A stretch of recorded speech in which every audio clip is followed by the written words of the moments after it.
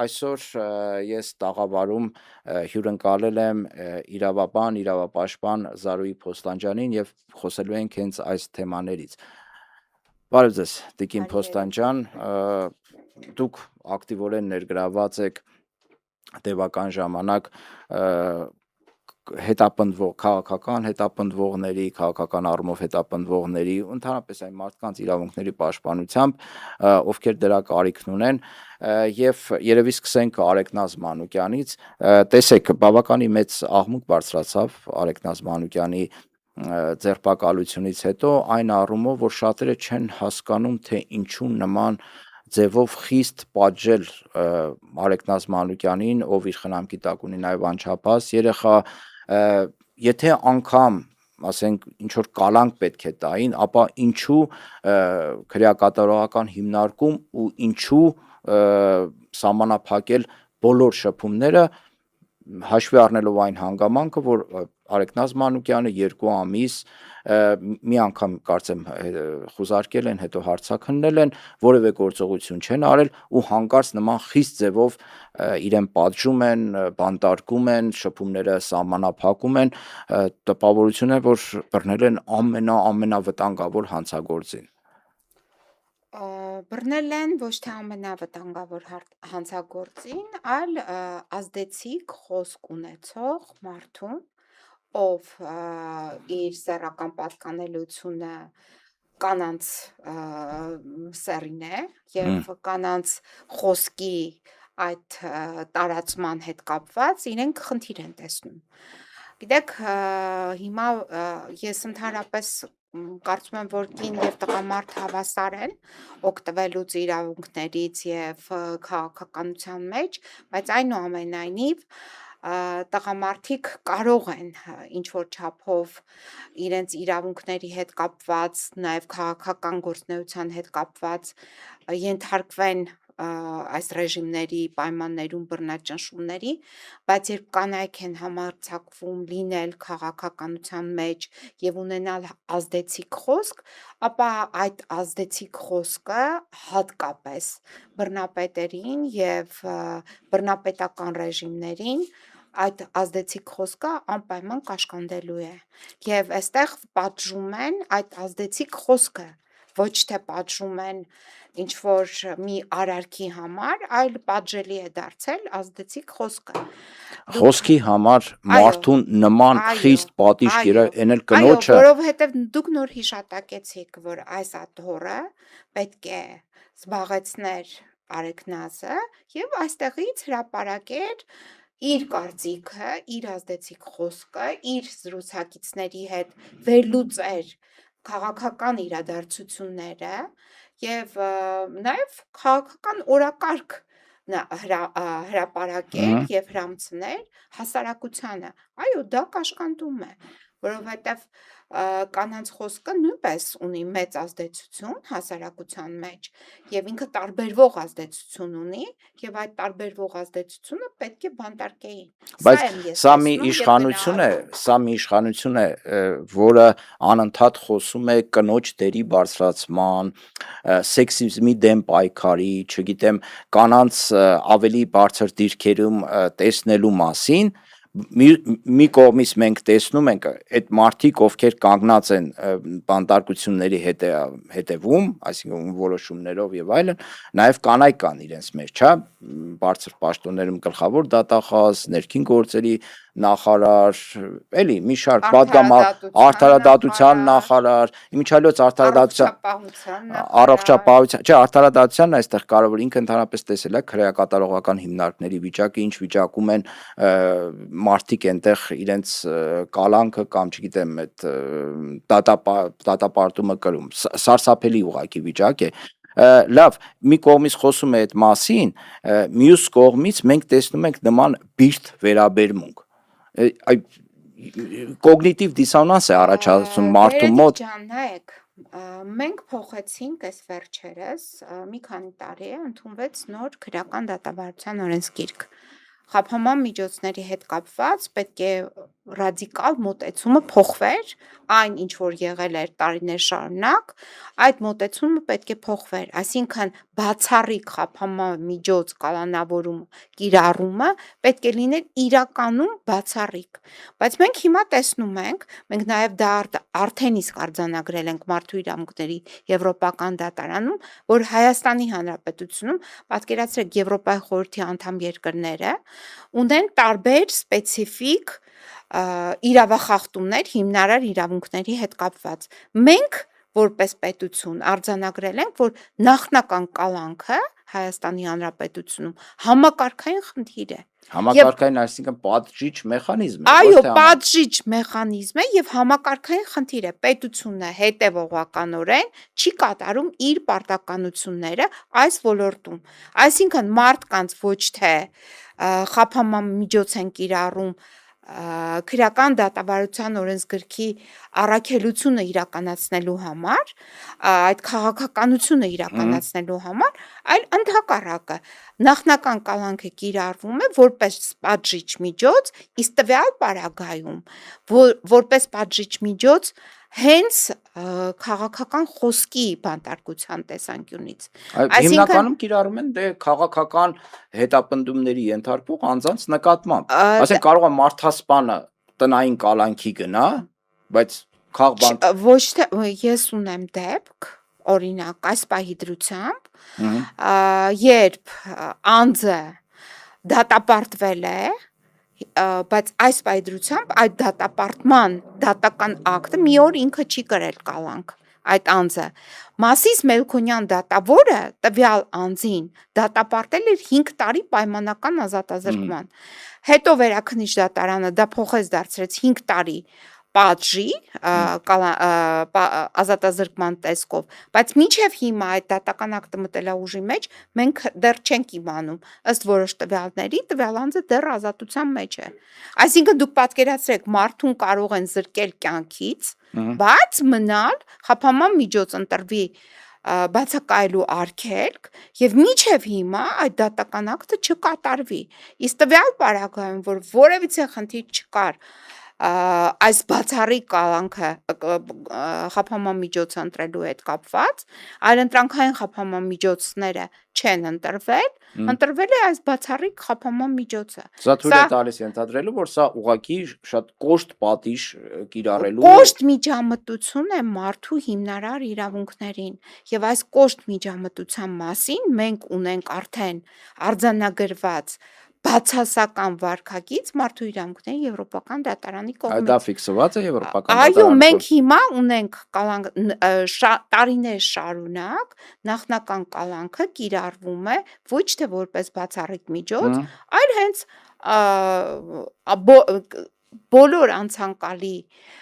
մեղադրյալների նկատմամբ կիրառվում է այդ նախնական կալանքը, որը տևական է նաև։ Օրինակ սրբազանները Օրինակ սրբազանները, օրինակ 7 ամիս Վարդան Ղուկասյանը, օրինակ այլ անձին Գյումրիում Ռոբերտ Քոչարյանը տալուց ավելի եթե չեմ սխալվում կալանքի նախնական կալանքն է, այո, դրանք բացառիկ պետք է լինեն եւ բացառիկ նաեւ կապված լինեն մասնավորապես, ես այդպես եմ կարծում, մասնավորապես բռնության հետ կապված հանցագործությունների այդ համատեքստում։ Այսինքն հասարակության համար ինքը վտանգ ներկայացնում է, հետեւաբար կալանավորը մարդասպան է, չգիտեմ, մանկապիղծ է, տերորիստ է եւ այլն։ Բռնության հետ կապված, որ անմիջական իր շփումը, այսինքն իրեն հասարակությունից մեկուսացնելը այդպիսի կարևոր պայմաններում, ինչպիսին է բանտախուցը, դա պետք է լինի բացառիկ եւ պետք է լինի հիմնավորումներ։ Եվ հիմնավոր կասկածի հետ կապված, հիմա Արեքնազի հետ կապված եւ Թևանյանի հետ կապված, ես այդ հիմնավոր կասկած հասկացությունը համենայն դեպս իրենց կողմից տարածված հաղորդագրության մեջ ես դա չտեսա, որովհետև դա հնարավոր չէր հասկանալ այդ իրենց կողմից տարածված հաղորդագրությունից, որ արկա է հիմնավոր կասկած։ Ես ինքս թվում է իրենք հասկացել են ինչ են գրել։ Նա մեկը Վանաձորից գոռացել է, մյուսն էլ ասել է գրեք մի բան։ Այո, ես էլ եմ այդ կարծիքը ձեր կիսում։ Տեսեք, ես ինքս եղել եմ պատգամավոր։ Այո, մենք ունենք հատուկ պարտավորություն հրապարակել պետական գաղտնիքը, որը մեզ հասանելի է դառնում որոշ փաստաթղթերի միջոցով։ Բայց դրա վրա Տիկին Փոստանջյան գրած է, չէ՞ որ պետական գաղտնիք է, թղթապանակ, թուղթ եւ այլն։ Բացի այդ, որ գրված է, նաև այդ պահին, որ դու պետք է ծանոթանաս, դու այդ պարտավորությունը ստանձնում ես համապատասխան գործառույթներով։ Այսինքն, եթե ժողով է ինչ որ եղել ազգային ժողովում եւ քննարկում է եղել, նիստ է եղել, փակ նիստ է եղել, թե ինչ քննարկում է եղել, ես չեմ կարծում, որ այնտեղ ինչ որ մեկը բերել է փաստաթուղթ, ներկայացրել, համենայն դեպս իմ հարցումները հետեւյալը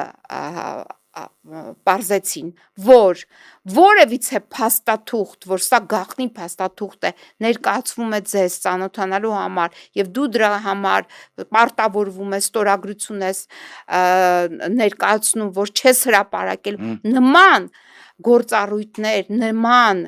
փաստաթուղթ համենայն դեպս չի ներկայացվել որևիցե падգամավորի Գեղամ Մանուկյանը բազմաթիվ անգամներ վերջերս էլի կրկնեց, որ մասնակցել է դե բնականաբար ինքը այդ նիստին, Հայաստան դաշինքի նախաձեռնությամբ էր նիստը տեղի ունեցել, ասում են այնտեղ որևէ բան չկա, որը կարող է համարվել պետական չի քննարկվել, որը կարող է համարվել պետական գաղտնիք։ Նայեք, դա ընթացակարգով է։ Այսինքն բերել են, ներկայացրել են որևիցե փաստաթուղթ, ենթադրենք, ով է ստորագրել այդ փաստաթուղթը, որ պետական գաղտնիք է, ինքը ծանոթացավ եւ չի հրապարակելու։ Նման բան չի եղել։ Եվ հետո եկեք մենք այսօր ապրում ենք տեխնիկական այնպիսի զարգացվածության փուլում, ինչպես ասում էր դասականը, այսպես ասենք քչակերտավոր, որ որևիցե մեկը ձեր հեռախոսների գաղտնալսումներ են, թե ձեր անձնական տվյալները բոլոր տեղերում գրանցված են, հիմա այդ կոդավորումը, որ հեռախոսների պետք է տեղի ունենա, դա որևիցե կերպ չի կարող ազդեցություն ունենալ, քանի որ դուք առանց դրա էլ արդեն իսկ տարբեր տեղերում գրանցվել եք։ Լսում ենք առանց դրա էլ տեսնում ենք։ Հիմա եկեք այդ ժողովին անդրադառնանք։ Ուրեմն մի հատ դրոն թռցնելը մոտավորապես արժե 100,000 դրամ։ Եթե կարող են դրոն թռցնեն, չգիտեմ այդ ժողովը քանի ժամ է տևել, մի ժամ, 2 ժամ, մի ժամ, 2 ժամ է դրոնը տեղ պտտվեր, սպասեր, լսեր, ձայնագրեր այդ ամեն ինչը եւ այդ ծառայությունը ընդհանրապես պետք է արժանար 100,000 դրամ կամ $1,000, ոչ 620։ Հիմա եթե մի մարդ ում հետաքրքիր է այդ ժողովի տեղեկատվությունը, եթե կարող է դա ինքը ձեռք բերել ընդհանրապես 100,000 դրամով, ինչու պետք է իրենց ասած այդ գումարը վճարեր։ Եկեք տրամաբանենք, էլի։ Այսինքն, եթե ինչ որ մեկը կարող է դրոն թռցնել եւ ձայնագրել, այստեղ էլ նույն ձևի։ Կարող ենք հիմա մի հատ դրոն այստեղ դնեն եւ մենք ինչ խոսում ենք, այստեղ քննարկում ենք, կարող է ձայնագրել եւ տանել իրենց համար վերցանեն եւ իրենց հետաքրքրող տեղեկատվությունը ստանան այդտեղից կոպեկներով։ Տիկին Փոստանջյան, խնդիրը նաեւ նրանում է, որ տեսեք դրանից հետո համակարգված ձևով խախտեցին անմեղության կանխավարկածը։ Նախ Անդրանիկ Թևանյանին ձերբակալեցին ընտրարշավի կեսից։ Այսինքն դա թույլ է տալիս ենթադրելու, հիմնավոր կասկած ունենալու, որ դա արվել է ընտրարշավը խափանելու համար։ Միանշանակ։ Դա այո, ակնհայտ է, այսինքն։ Բացի այդ, որ ակնհայտ է, եկեք այդ մինչև Անդրանիկ Թևանյանի ձերբակալելը, կալանավորելը, դրա բնակարանը, այսինքն անձնական տարածք մուտք գործելը, մինչև այդ գործողությունները մենք լսել ենք անոնսը։ Դե 2 օր անցավ դրա անոնսից հետո 2 օր անցել է։ Այսինքն մենք լսել ենք անոնս հայտարարություն, որը կատարվել է Հայաստանի Հանրապետության վարչապետի պաշտոնը զբաղեցնող անձի շուրթերից, որից հետո նոր տեղի են ունեցել այս իրադարձությունները։ Այդ ինչպես է եղել, որ այդ տեղեկատվությունը հասանելի է եղել այդ անձին, ով որ այդ պաշտոնն է զբաղեցնում։ Մենք հասկանում ենք, որ այստեղ կա խնդիր։ Այսինքն, եթե անոնս է տրվում, այսինքն հասկանում ենք, չէ, որ մեկը մյուսի հետևից տեղի են ունեցել գործողություններ, որոնք նախապես պլանավորվել են, իրականացվել են, հիմա նույնը Արեգնասի հետ կապված։ Ու Այսինքն մարդուն բախարակում են այստեղ Տիկին Փոստան ջան, անմեղության կանխավարկածի վրա թքած ունենալով, բայց падգամավորներ, պաշտոնյաներ, հա, քարոզիչներ իրենց, միանգամից պետական դավաճան, չգիտեմ, պետական գաղտնիք վաճառ, լավ, ինչքան կա, եթե մարդ տեսնում է, որ այդ բարձր պաշտոններ զբաղեցնող մարդիկ նման վերաբերմունք ունեն օրենքի օրինականության մարդու պատվի արժանապատվությանը, լավ, մյուսները ինչ անեն։ Այսինքն մենք ապրում ենք մի իրավիճակում, երբ ընդհանրապես օրենքները, սահմանադրությունը, իշխանությունների բաժանումն ու հակակշռումը արված է այն բանի համար, որ մարդուն պաշտպանեն պետությունից, իշխանություններից, չէ՞ նաև։ Այսինքն այդ իրավապահ համակարգ կոչվածը իշխանությունների քաղաքացուց պաշտպանելու համար է նաև, ամորտիզացիան է, չգիտեմ, պաշտպանվելու։ Հիմա տեսնում ես, որ այդ պատնեշը վերացված է։ Այսինքն ում ուզեն, երբ ուզեն, բռնեք, տարեք, բանտարկեք, վերջ։ Կարող է այնտեղ կես թուղթ բան գրած լինի, ու այդտեղ չհասկանանք էլ, ինչպես հիմա չենք հասկանում, հա, քննչականը ինչ է գրել, ու վերջ, մարդը հայտնվում է կալանավայրում։ Անզորության զգացողություն է մարդու մոտ առաջանում։ Վախի մթնոլորտ։ Դերենիկ ջան, եթե այս 8 տարիների ընթացքում մենք կորցրեցինք մեր ամենակարևոր 20-րդ դարի վերջում եւ 21-րդ դարի սկզբին կարևոր մեր, չգիտեմ, ազգային նվաճում, ինչպես ասեմ, ազգային արժանապատվության վերականգնում մենք ձեռք բերեցինք, մենք հիմա կորցրեցինք այս իշխանությունների օրոք։ Այսինքն մենք ամեն ինչ կորցրել ենք իրենց համար, որևիցե խնդիր չի հարուցում անմեղության կանխավարկած խախտել, մարդու կյանքը ընդհատել։ Մենք տեսանք 2 օր առաջ ինչ տեղի ունեցավ Գագիկ Ծառուկյանի Դա տանը ընդհանրապես եւ ինչպես էին այս իշխանության ներկայացուցիչները իրենց գործողությունները իրականացնում գազանների հետ, այսինքն կենդանիների հետ, որոնք գտնվում էին վանդակում։ Արյուցին հանգեցրեցին անկում Հիմա տեսեք, բացի այն, որ իրենք պրոֆեսիոնալիզմից կիլոմետրերով հեռու են, փորձերի հետ կապված խնդիր ունեն, այդ ամենի հետ բայց նաև բարոյականության հետ կապված խնդիր ունենք։ Այսինքն իրենց 70 տարեկան մարդուն տան մեջ մտնելով, ինչու ես դու ոտքերին հարվածելով գցում գետնին, դա ինչի համար է արվում, Տիկին Փոստան ջան, ես ուղղակի չեմ հասկանում, դա այլասերվածության, դեգեներատիվ մտածողության է, ինչ է դա։ Ինձ կբացատրեք անցյալ տարի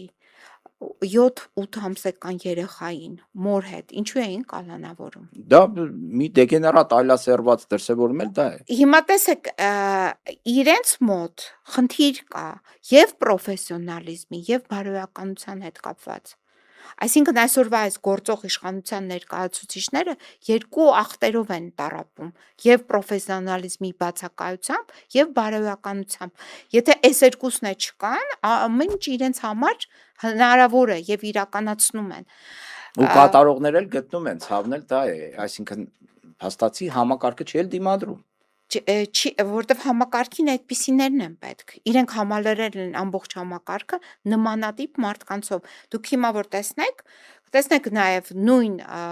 իրավապահ մարմինների համակարգում, դատական համակարգում այնպիսի անձանցով են համալրել, որ այդ մարդիկ հեռու են եւ բարոյականությունից եւ պրոֆեսիոնալիզմից։ Այսինքն եթե մարդը պրոֆեսիոնալ չէ, բայց այնուամենայնիվ իր բարոյական կերպարը որոշ չափով իրեն զերծ կպահի անթույլատրելի արարքներից։ Մենք հիմա տեսնում ենք, որ հերիք չէ, որ մարդուն, եթե դու եկել ես ձերբակալելու դատարան տանելու հիմքով, այսինքն պարոն Ծառուկյանի ձերբակալման հիմքը դա էր։ Նրան ձերբակալում էին ազատության մեջ գտնվող մեղադրալին դատարան տանելու համար, կալանքի այդ միջնորդությունը քննարկելու համար։ Տվյալ պարագայում բացարձակ կարիքը չկար, որ նրա ձեռքերին անցկացնեին ինչ-որ ձեռնաշղթաներ, որոնք չէին փակվում, նրա կարիքը չկար դրա նկատմամբ կիրառել ոչ իրավաչափ եւ ոչ համաչափ ֆիզիկական ուժ, այսինքն դրա կարիքը չկար, որովհետեւ պրոֆեսիոնալիզմի դեպքում այդ գործողությունները իրավապահ մարմինների աշխատակիցները, ոստիկանները եւ այդ չգիտեմ ովքեր էին,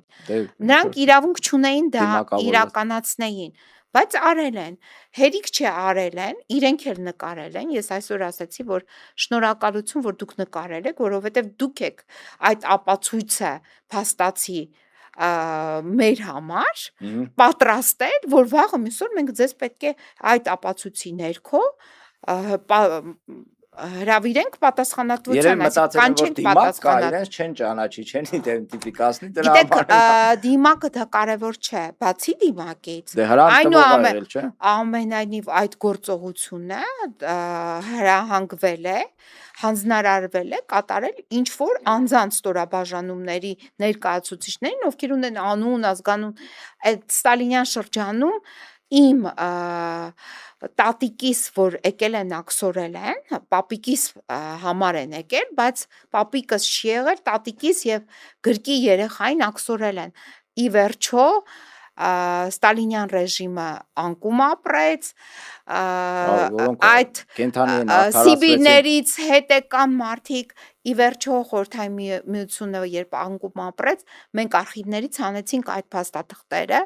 եւ պարզեցինք ինչ եղանակով է եղել այդ հետապնդումը, այնուամենայնիվ այո տարիներ անց այդ մարդկանց անունները բացահայտվեցին, հիմա էլ ավելի արագ է տեղի ունենալու այս ամենը, այդ որ գնում են, չգիտեմ, իրանց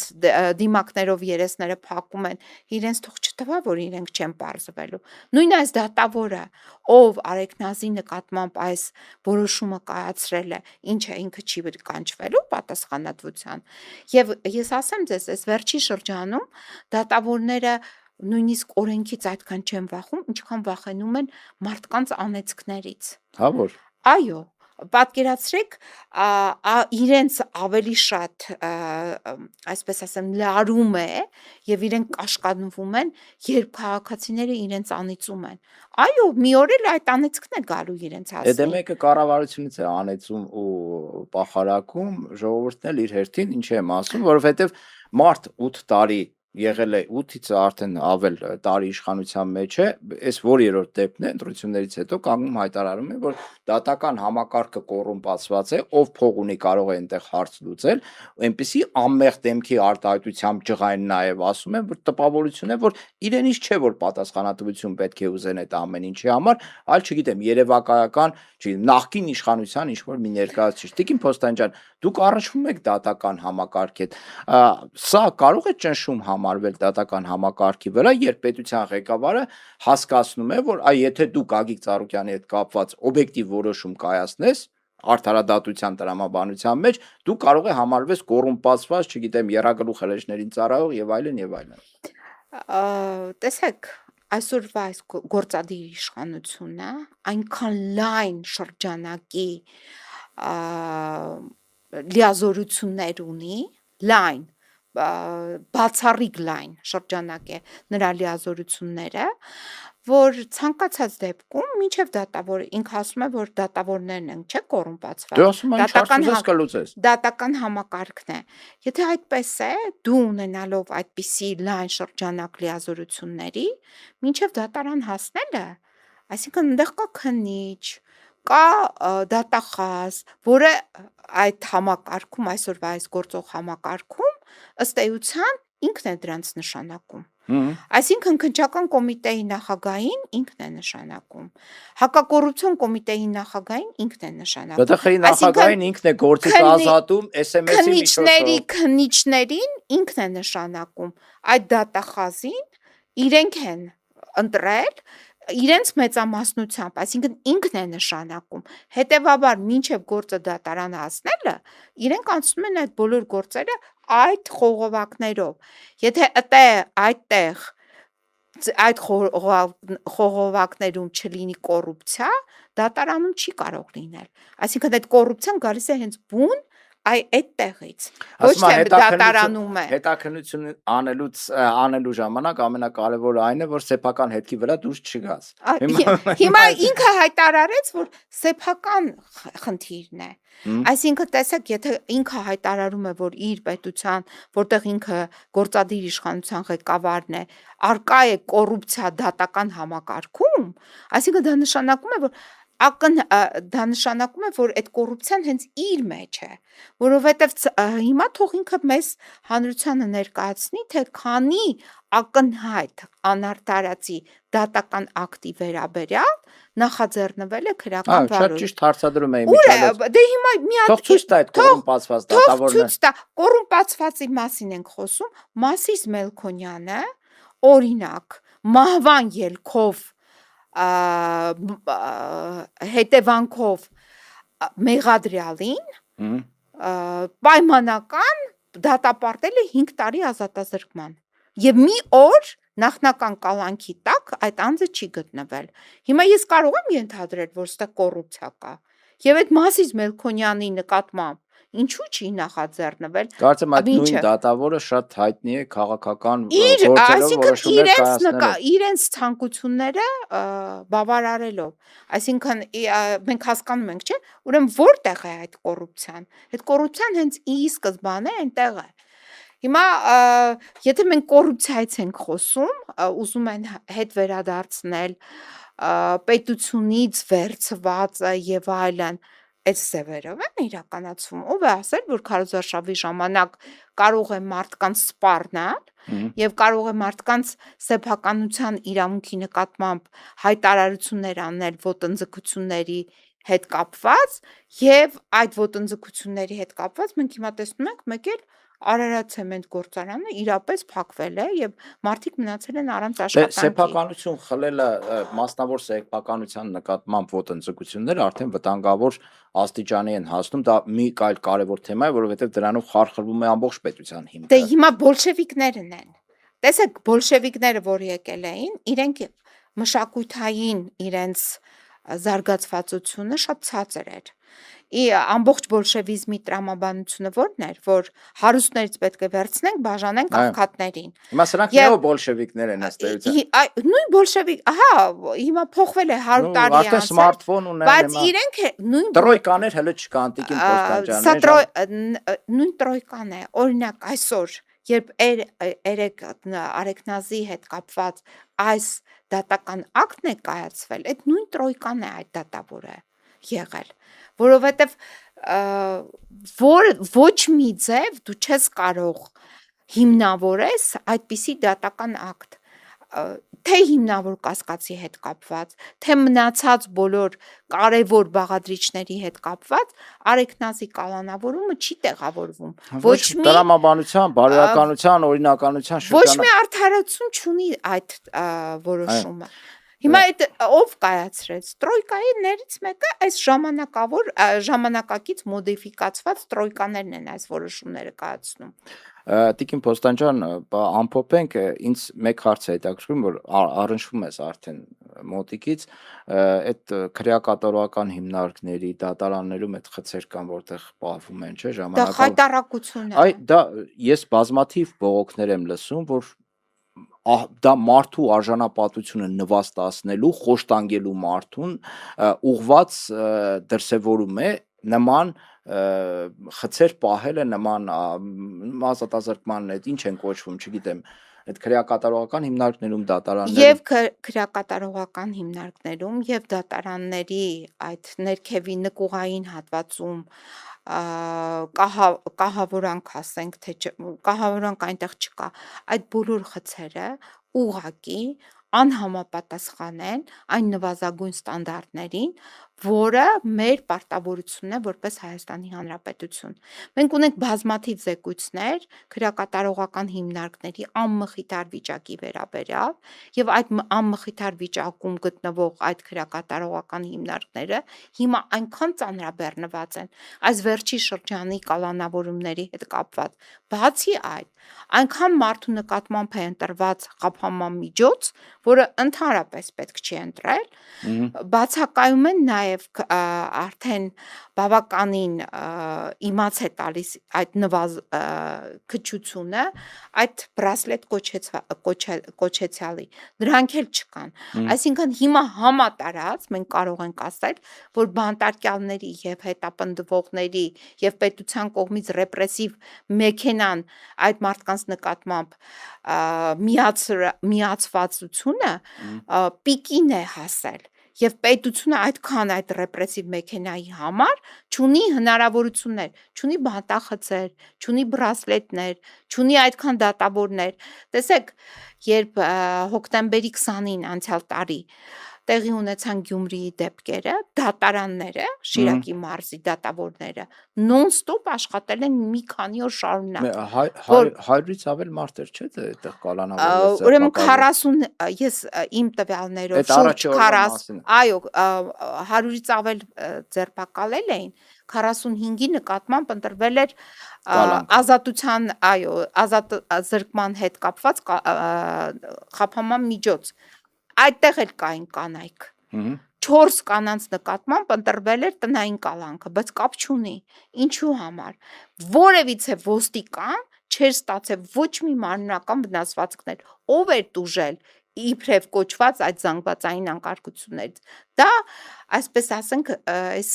ռեպրեսիաների ծիծեռնակն էր։ Ես մարտի 1-ի իրադարձություններից հետո նույնպես ունեմ վիճակագրություն։ Այդ ժամանակ էր, որ զոհեր կային,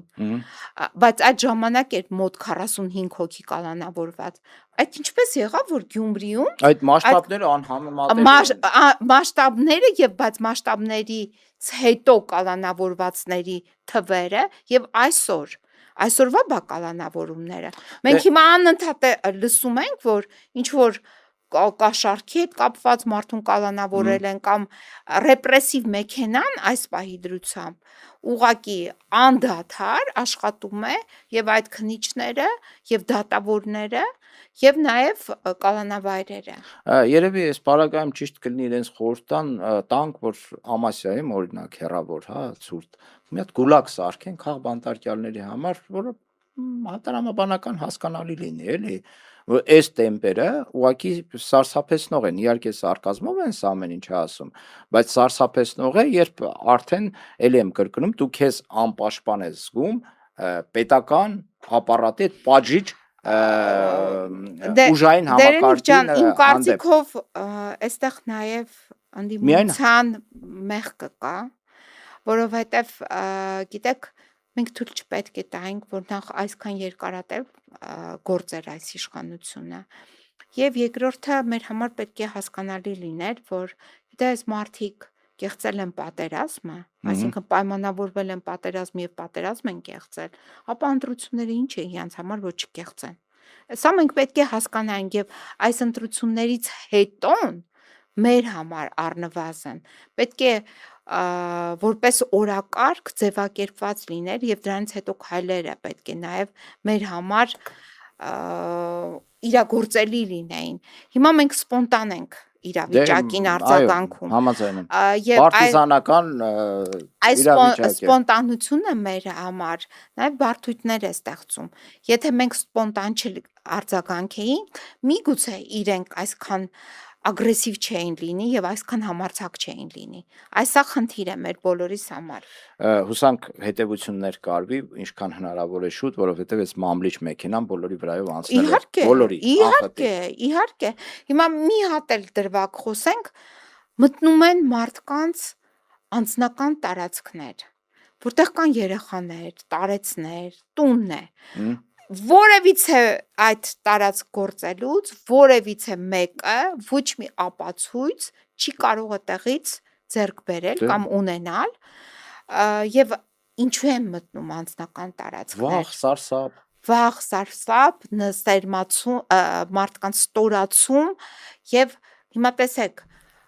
իրենք չեն բավարարվում միայն օրինակ այն մարդով, ով որ խոսեց կամ ով որ գործոն էր, իրենք ասում են, որ մենք ցավ ենք պատճառելու քո ողջ այդ անմիջական շրջապատին, տան անդամներին, մտնելու ենք նրանց բնակարանները, անհանգստությունը պատճառելու ենք, մտնելու ենք, ստուգելու ենք ներքնած գեստները, երեխայի ինչ-որ հեռախոսը, տարեց ծնողի, չգիտեմ, այնտեղ հագուստները, այսինքն բոլոր այդ շատ տգեղ եւ ցավոտ իրենք գործողություններ են իրականացնում եւ սա չպետք է մենք այս մասին լռենք, պետք է բարձրաձայնենք եւ պայքարենք դրա դեմ։ Շնորհակալություն Տիկին Փոստանջյան հյուրընկալվելու համար, այժմ առաջարկում եմ դիտել Արեգնազ Մանուկյանի ձերբակալման ընթացքում տեղի ունեցած իրադարձությունները, ինչպես է մտել Տիկին Փոստանջյանը ներկայացրեց, այդ մտնելը, ձերբակալելը եւ այլն, որից հետո արդեն մենք հյուրընկալել ենք Երվանդ Բոզոյանին, իմիջիայլոց ում տուն եւս մտել էին խոզարկելու համար, էլի երևի նույն տրամաբանությամբ։ Օրինակ Երվանդ Բոզոյանի տնից ինչ պետք է գտնեին։ Չգիտեմ։ Ինչ ասես կարող է գտնեն։ Չէ, դե վարույթի համար հետաքրքրություն պարունակող ինչ ապացույց պետք է նրանք ձեռք բերեին այդտեղից, որ մտել են կամ այդ դատավորը, որը տվել է այդ որոշումը, որ մուտք գործեն, օրինակ Երվանդ Բոզոյանի բնակարան։ Այդ դատավորը պետք է մի հատ նայեր, չէ՞, ի վերջո, ում բնակարանն է ուզում խուզարկել։ Մի մարդու, որը ամբողջ իր կյանք իր գործնեությունը այնքան տեսանելի հասանելի է եղել, գիտեք, շատ նույն այդ դատավորները, որ տենց դակել են այդ որոշումները, որ մտել են մարդկանց բնակարաններ, այդ դատավորները նույնպես պետք է կանչվեն պատասխանատվության։ Այո, օրենքի առաջ օրինականության շրջանակներում շնորհակալություն Տիկին Փոստանջյան հետաքրքիր զրույցի համար, նայենք այդ ռեպորտաժը, հետո արդեն հյուրընկալենք Երվանդ Բոզոյանին։ Շնորհակալություն։ Չէ, ասեք մի րոպե, մտել եք մեր բնակարան ու ներխուժել եք մեր բնակարան ու չեք ասում ինչի եք ներխուժել։ Մի հատ դուք ներկայացեք, ասեք ովքեր եք, ինչի եք եկել մեր բնակարան, հետո որոշումը ցույց կտա։ Մի րոպե։ Մի խլեք ինձանից իմ հեռախոսը։